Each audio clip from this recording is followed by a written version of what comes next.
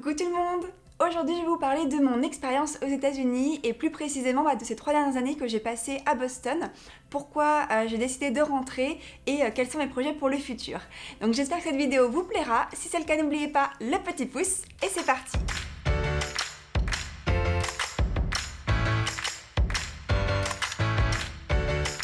Pour celles qui me suivent depuis un petit moment, vous aviez peut-être vu ma vidéo il y a maintenant 3 ans où je vous annonçais que je partais aux États-Unis. En effet, on a déménagé donc en avril 2018 et donc là on va repartir en mai 2021, donc ça fera tout pile 3 ans. Alors c'est vrai que en 3 ans on a vécu des choses et je me suis dit que ça pourrait être un petit peu intéressant de vous raconter ce qu'on a vécu, comment ça s'est passé et les différents enseignements et expériences que j'ai pu en tirer. Donc tout d'abord, quand on a déménagé, on a eu beaucoup de chance puisque j'ai été mutée avec mon travail, ce qui fait que on a quand même eu pas mal de petits avantages. Déjà, j'avais donc mon travail, donc j'ai gardé mon emploi, c'est-à-dire que j'avais commencé à travailler sur ce nouveau poste qui était donc un poste de responsable marketing aux États-Unis dans mon entreprise depuis la France, ce qui fait que quand je suis arrivée au niveau de la transition, ça s'est très bien passé. Il n'y avait pas de zone de surprise, c'est-à-dire que c'était toujours le même boulot et la même entreprise, donc de ce point de vue-là, c'était quand même un peu plus confort et un peu plus sécurisant. En plus de ça, mon entreprise nous a hébergé quand même quelques semaines quand on est arrivé, le temps qu'on puisse trouver un appartement, le temps qu'on puisse un petit peu s'acclimater et faire les différentes démarches. Donc c'était aussi un très gros avantage puisque ça a réduit quand même pas mal le stress de l'arrivée puisqu'on savait qu'on avait un toit sur la tête pour dormir les premières semaines et ça nous a permis du coup de bien nous adapter, bien nous installer tranquillement. En plus de ça, mon chéri avait calé quelques entretiens, pas d'entretiens, mais quelques visites avec des agents immobiliers donc d'appartements à Boston, ce qui fait que la première semaine où on est arrivé, on a pu commencer déjà à visiter des appartements. On a trouvé l'appartement dans lequel on est actuellement et on a eu beaucoup de chance parce que c'est vraiment un appartement qui nous plaisait beaucoup. En plus de ça, il était tout neuf puisque l'immeuble venait juste de finir de construire et le quartier dans lequel on vit est également tout neuf puisqu'il a à peine plus de 5 ans et c'est vrai que c'est un quartier qui est en pleine expansion, l'un des quartiers les plus dynamiques on va dire de Boston. Il y a beaucoup de restaurants, beaucoup de magasins et donc du coup le départ c'est quand même plutôt bien coordonné, les choses se sont bien goupillées. En plus de ça on est arrivé à une bonne période puisque c'était le printemps donc les beaux jours commençaient à arriver, on n'a pas eu trop de pluie, les températures étaient quand même un peu plus douces et c'est vrai que c'était quand même assez pratique puisqu'au départ on se déplaçait beaucoup à pied. Et dernière petite chose qui s'est également très bien goupillée, c'est que pendant ces premières semaines où du coup on a cherché notre appartement, on a commencé à s'installer, on a également trouvé pas mal de meubles d'occasion à acheter et on a d'ailleurs acheté quasiment je dirais 80% de notre appartement chez la même personne en fait qui elle déménageait de Boston et qui vendait tout, donc on a pu acheter le lit, les tables de chevet, commode, la table, le meuble télé, enfin on a acheté beaucoup de choses, ce qui fait que c'était quand même super pratique d'avoir un petit peu cet appartement presque clé en main puisque on a tout d'un coup, donc tout d'occasion, c'était très intéressant, c'était aussi plus économique pour nous et puis également plus intéressant puisqu'on savait qu'on n'allait pas rester là non plus ad vitam aeternam. Donc du coup ça vraiment tout s'est bien goupillé et on a eu une arrivée à Boston qui s'est très bien passée.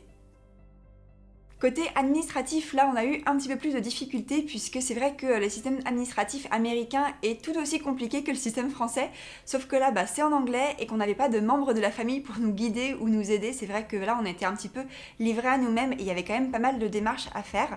Alors on a eu de la chance puisqu'on a rencontré un organisme français qui s'appelle Easy Boston, qui est justement là pour accompagner les Français qui arrivent à Boston pour s'intégrer, pour faire les différentes démarches administratives et ça nous a quand même beaucoup aidé parce que on a dû notamment faire la création de notre numéro de sécurité sociale qui est vraiment un des éléments clés quand on arrive sur le territoire et qu'on travaille ici puisque c'est un petit peu notre matricule et ce qui nous permet en fait d'avoir accès à tout puisqu'on nous le demande pour beaucoup de choses. Ils nous ont aussi aidés pour tout ce qui était assurance, les différentes démarches aussi avec l'ambassade, les différentes choses qu'il fallait qu'on fasse.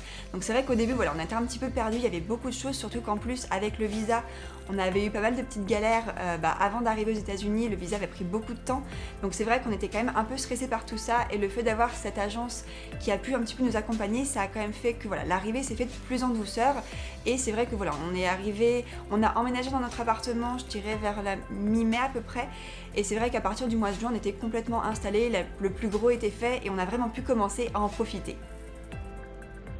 Alors durant ces 3 années, il s'est quand même passé pas mal de choses et j'aimerais vous raconter un petit peu mon expérience, mon point de vue de française à Boston, les choses, la façon dont j'ai pu vivre cette expérience et les décisions qu'on a prises, ce qu'on aurait peut-être fait différemment et les choses aussi dont on s'est rendu compte par rapport à la vie aux États-Unis et la vie avec les Américains.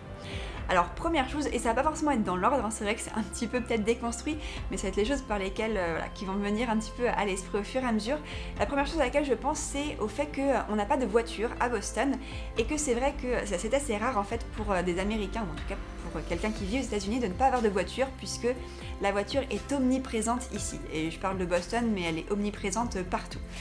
Alors c'est vrai qu'on a fait ce choix pour deux raisons. La première, c'est parce que pour des raisons budgétaires, puisqu'avoir une voiture à Boston, une voiture tout court en fait, ça coûte assez cher. Déjà bon, faut acheter la voiture, mais il faut surtout payer le parking, l'essence, enfin tout ça. Et on se dit qu'en fait on n'en aurait pas forcément beaucoup besoin, puisque mon travail, je pouvais y aller soit en bus, soit à pied. Mon chéri, pareil, son travail, il pouvait y aller en transport en commun. Donc au final, on s'est dit que pour les besoins ponctuels qu'on pourrait avoir, on aurait tout simplement une voiture.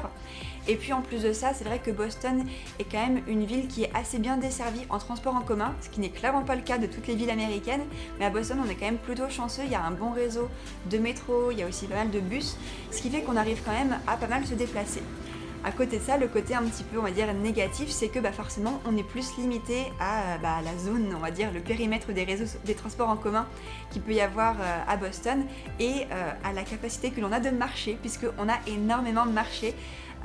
Voilà, pour limiter forcément nos déplacements en voiture, et s'il n'y a pas forcément de transport en commun, c'est-à-dire avec le confinement, on a évité les transports en commun pendant de nombreux mois, donc on marchait beaucoup, puis bon, au fur et à mesure, on les a quand même repris petit à petit. Mais donc voilà, ne pas avoir de voiture, ça aura quand même été, on va dire, un handicap. On ne regrette pas notre décision, en tout cas moi je la regrette pas. Mais c'est vrai que voilà, ça nous aura quand même empêché de faire certaines choses, notamment avec le confinement, de pouvoir se balader un petit peu plus tout autour de la ville de Boston et des environs. Un autre point et non négligeable dont je vous parlais tout à l'heure, c'est la vie sociale, puisque c'est vrai que quand on est arrivé aux États-Unis, on avait pris la décision en fait de ne pas se rapprocher de Français à Boston, tout simplement parce qu'on se doutait que si on rencontrait des Français, on resterait un petit peu entre Français et on ne rencontrerait forcément pas autant d'Américains. On voulait vraiment être au contact des Américains, de la culture américaine et tout ça.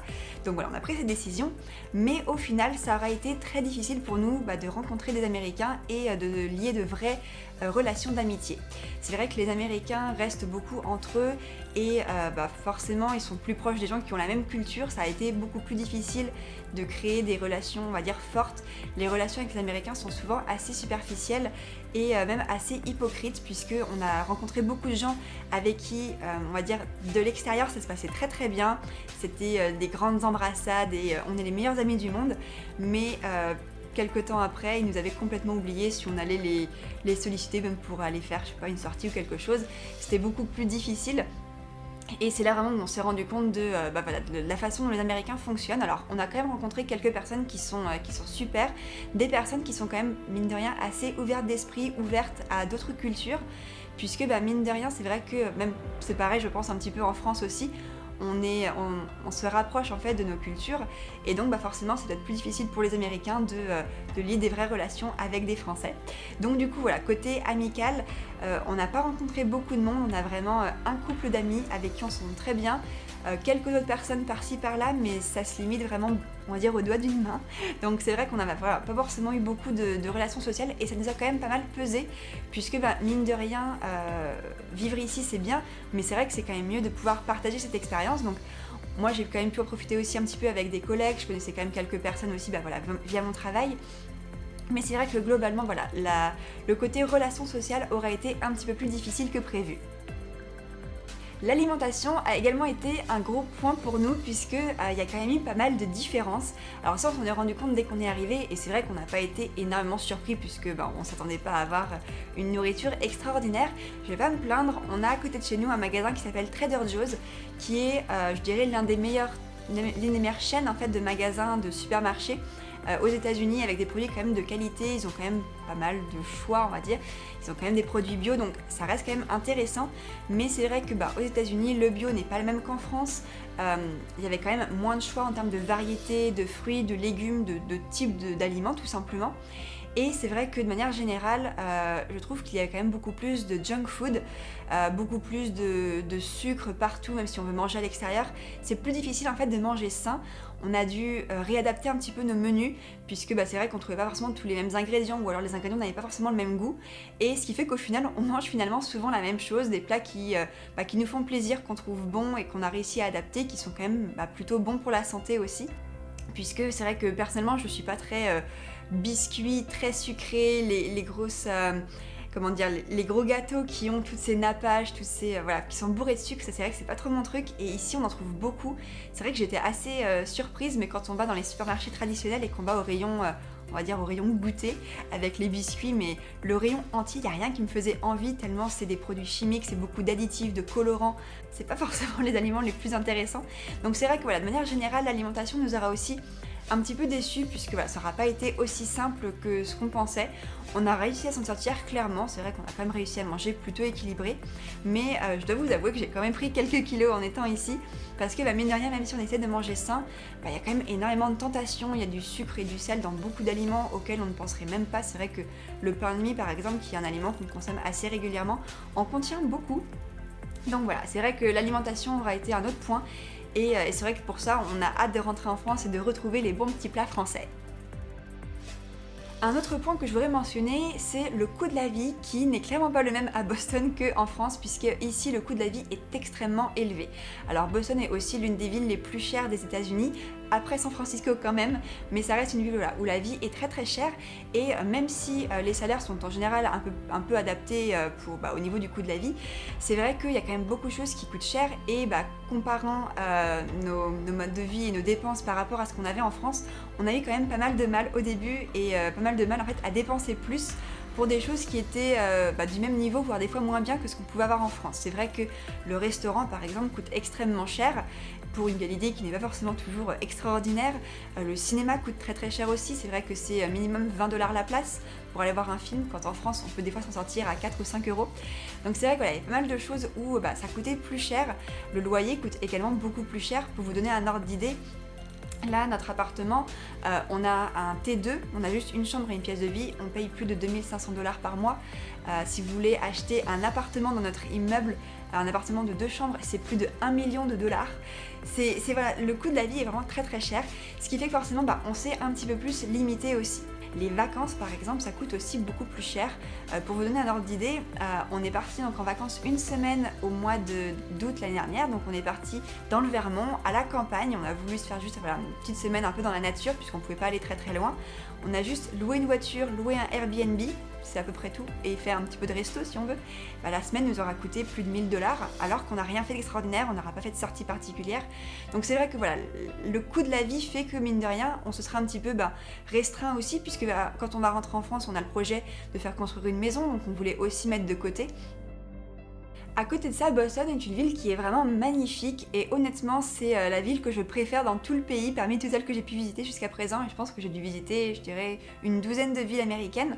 C'est vrai que voilà, Boston est l'une des villes où il fait le plus bon vivre, et pour plein de raisons. C'est vrai que c'est une ville qui déjà est à taille humaine. Alors ça reste une grosse ville, faut pas se tromper, c'est une capitale d'État, et c'est d'ailleurs aussi on va dire la capitale de la Nouvelle-Angleterre, donc ça reste une grosse ville, mais je trouve qu'elle est quand même plutôt bien aménagée. C'est une ville qui est un petit peu aux influences européennes, mine de rien, puisque c'est une des premières villes qui aura été impactée par la colonisation. Donc on retrouve beaucoup de culture anglaise notamment, ou en tout cas du Royaume-Uni, avec notamment Boston, de l'architecture qui fait anglaise, des quartiers irlandais, ce genre de choses.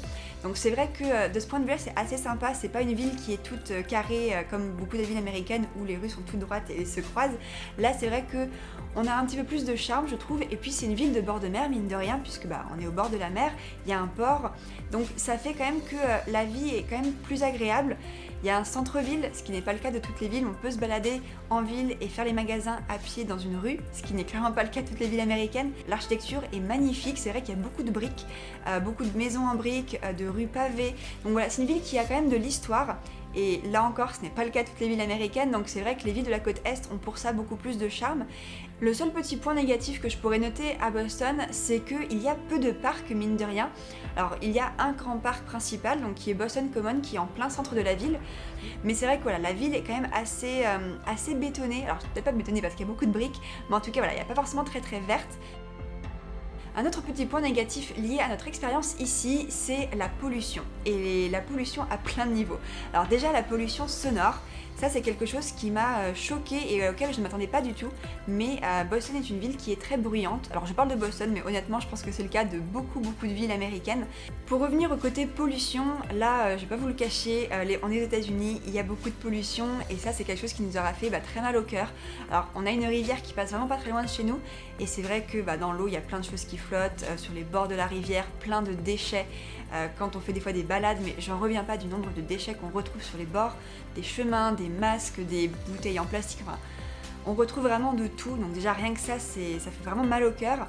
Mais à côté de ça, on va retrouver même des sacs plastiques qui volent partout dans les arbres. On a plein de sacs plastiques qui sont accrochés. Moi, ça m'arrive, sans exagérer, je pense une fois par semaine, donc plus que ça, 2 fois par semaine, où si je regarde par la fenêtre, je vais voir un sac plastique volé. Et à côté de ça, et ça n'aide pas non plus, il y a énormément de suremballage. Je vous en avais d'ailleurs parlé dans une vidéo que je vous avais fait il n'y a pas très longtemps sur une journée dans mon assiette où je vous montrais un petit peu ce qu'on cuisinait et je vous montrais même de rien le suremballage parce que ici tout est emballé, suremballé, les fruits et les légumes ils sont tous des emballages, vous achetez quelque chose c'est un emballage dans un emballage dans un emballage. Il y a beaucoup de gaspillage de manière générale. Des choses qui m'ont aussi fait mal au cœur, c'est lié aux travaux qui est à côté de chez nous. Ça m'est déjà arrivé plein de fois de voir des gros tuyaux avec de l'eau qui coule à flot, juste couler sur la route parce que, je sais pas, le tuyau est pas raccordé ou ils ont oublié de couper le robinet. Donc voilà, il y a beaucoup de gaspillage, beaucoup de pollution et ça c'est vrai que c'est quelque chose qui nous a beaucoup impacté durant surtout les 2 dernières années. La première année, je sais pas si on s'en rendait moins compte ou si il y en avait peut-être moins, je sais pas, peut-être aussi il y a eu plus de travaux qui ont commencé l'année d'après, mais c'est vrai qu'on s'est vraiment rendu compte de toute cette pollution, de tout ce gaspillage, et c'est aussi là où on a vraiment commencé à avoir cette prise de conscience encore plus forte. On a toujours été sensibilisés à l'écologie et tout ça, mais là c'est vrai qu'on a vraiment eu cette prise de conscience, je vous en avais d'ailleurs parlé aussi dans précédentes vidéos, et de manière générale voilà, à mon impact sur la planète. C'est aussi d'ailleurs grâce, ou à cause de ça plutôt, que ça nous a aussi poussé à lancer Piplet. Piplet, pour ceux qui ne connaissent pas, c'est une plateforme qu'on a lancée il y a quelques semaines qui référence plein de marques éthiques qui n'ont pas un impact négatif sur la planète, où les personnes sont bien rémunérées. Donc voilà, de promouvoir un peu ce côté éthique. Et c'est vrai que quand on voit la vie ici, toute cette surconsommation, tous ces déchets, on s'est dit qu'il fallait vraiment qu'on fasse quelque chose pour essayer d'avoir un impact positif et de contrebalancer, de faire quelque chose contre toute cette pollution. Un autre point dont on s'est rendu compte en vivant aux États-Unis, c'est que les Américains ont tendance à faire les choses pas mal à l'arrache et comme j'appellerais en vite fait mal fait. Alors c'est vrai que ça a des avantages parce que c'est vrai qu'ils sont très rapides, très réactifs, les choses peuvent aller très très vite. Par exemple, louer un appartement peut se faire en l'espace d'1 semaine, vous pouvez avoir emménagé dans un nouvel appartement, trouver un nouveau boulot, vous pouvez démissionner en 2 semaines, le préavis de 2 semaines. Vous pouvez être viré du jour au lendemain. Donc c'est vrai que les choses vont très très vite, mais à côté de ça, la qualité n'est pas souvent au rendez-vous. Les choses sont souvent faites à moitié. Alors c'est ce qui leur permet aussi peut-être d'être l'une des premières puissances mondiales, puisque ils sont très rapides, ils font beaucoup de choses, ils produisent beaucoup. Mais voilà, c'est pas forcément de la durée. Pour le coup, ils sont pas très développement durable, puisque ils ont tendance à faire les choses un peu à l'arrache et on va dire à les refaire tous les 3 ans, tous les 4 ans parce que ça tient pas, parce que c'est mal fait. Je vois par exemple dans l'immeuble qui est juste en face de chez nous, en l'espace de 3 ans où on a vécu ici, ils ont refait 2 fois la façade à cause de l'étanchéité des murs parce que c'était mal fait. Donc c'est pour dire à quel point les choses sont vraiment faites à l'arrache. Pour être honnête, je me suis posé la question pendant de nombreux mois, mais comment les Américains font pour être la première puissance mondiale? Je ne comprends pas. Vu comment ils travaillent, comment c'est possible? D'un point de vue professionnel, je l'ai aussi pas mal ressenti. C'est vrai que travailler avec des Américains, ce n'est clairement pas la même chose que travailler avec des Européens. Le côté hypocrisie est aussi très présent et il y a un vrai manque de sincérité. Quelque chose dont je me suis rendu compte, mais je suis pas la seule puisque mon copain s'en est aussi rendu compte dans son travail ou avec d'autres prestataires. Je sais pas comment dire, mais c'est toujours un petit peu... Voilà, ils reviennent sur leurs paroles. C'est plus difficile, on va dire, de travailler avec eux, les choses sont moins claires, c'est moins transparent. Bon là c'est vrai que je vous ai parlé pas mal des petites choses qui m'ont déplu puisque mine de rien on aura eu quelques déceptions aussi, quelque chose qu'on aura découvert au fur et à mesure, mais on a quand même également eu des gros côtés positifs. On a fait par exemple beaucoup de voyages, beaucoup de belles découvertes. C'est vrai qu'on a eu l'occasion de faire beaucoup de longs week-ends pour découvrir des différentes villes américaines, pour aussi découvrir de nouveaux paysages. On s'est beaucoup enrichi culturellement également puisque forcément déjà à voyager on a vu du pays, on a découvert des nouvelles façons de faire et même culturellement, vivre dans un autre pays, c'est très enrichissant puisque On apprend comment d'autres personnes fonctionnent, d'autres manières de faire. Et c'est vrai que il y a des choses à prendre et des choses à ne pas prendre. Mais le fait de vivre à l'étranger, d'avoir un petit peu cette culture internationale, c'est très intéressant puisque ça nous a permis de voir des choses qui fonctionnent bien ici. C'est vrai que quelque chose que j'apprécie beaucoup avec les Américains et qu'on ne retrouve pas forcément en France, c'est qu'ils font les choses en grand et qu'ils font les choses à fond. Par exemple, quand c'est Halloween ou quand c'est Noël ou quand il y a un match de foot ou peu importe l'occasion, dès qu'il y a un événement, ils vont vraiment, ils vont bien décorer, ils vont faire la fête, tout va être dans le thème. Alors, il y a aussi le côté surconsommation, je vous le cache pas, mais en tout cas, il y a vraiment ce côté ambiance, les gens ils sont à fond et on fête vraiment les choses. Et même, ils vont fêter plus facilement les petites victoires, les petits un anniversaire va être plus forcément fêté, il y a plus d'ambiance. C'est vrai que les Américains sont assez doués pour ça, pour mettre l'ambiance, pour mettre de l'animation.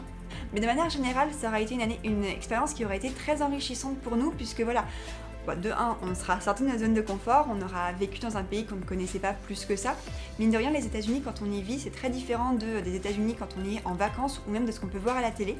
Il y a quelques éléments qu'on peut trouver dans les films dont maintenant on se rend beaucoup compte.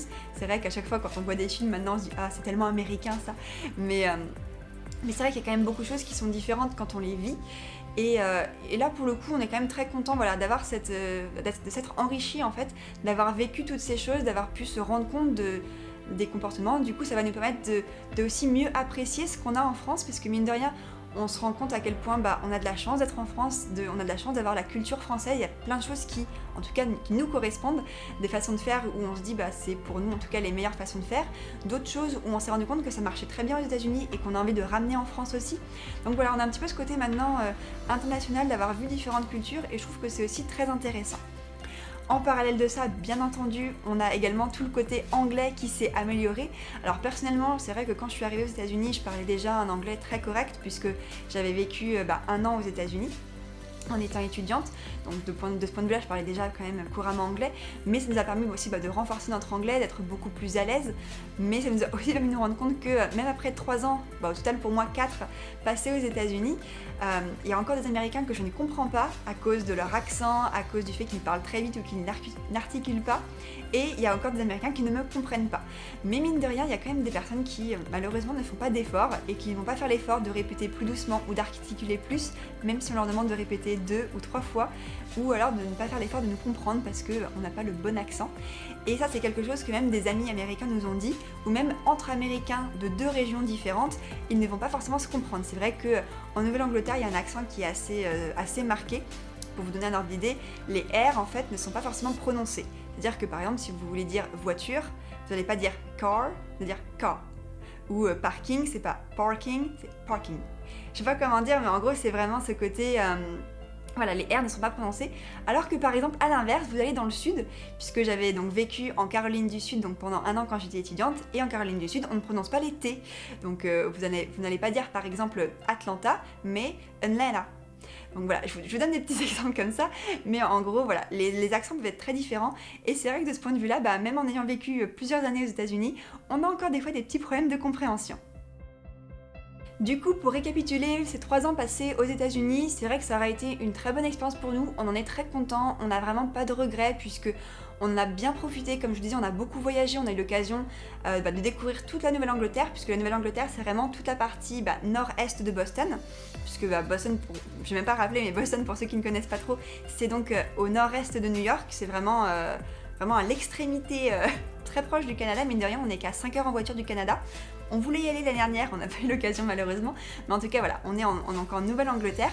On a eu l'occasion de mal voyager là-bas, d'aller notamment dans les montagnes blanches, qui sont des montagnes qui sont à 2 heures en voiture de Boston, qui sont très sympas. Il y a quelques pistes de ski, il y a beaucoup de nature sauvage, donc c'était un petit peu le petit côté escapade nature quand on voulait y aller.